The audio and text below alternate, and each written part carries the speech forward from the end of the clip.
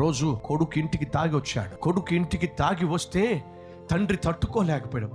ఒరేయ్ దుర్మార్గుడా, నా కడుపున పుట్టే నా ఇంటికి నువ్వు తాగొచ్చావా? ఎవరో నీకు తాగుడు నేర్పించింది అని చెప్పి కొట్టబోయాడు. మీదకు వెళ్ళి తాగొచ్చిన కొడుకు చేయబట్టుకున్నాడు. ఎవడరా నాకు నేర్పించిందని చెప్పి అడుగుతున్నావుగా? అవునరా, నువ్వే నాకు నేర్పించావు. నేను నేర్పించడం ఏమిట్రా?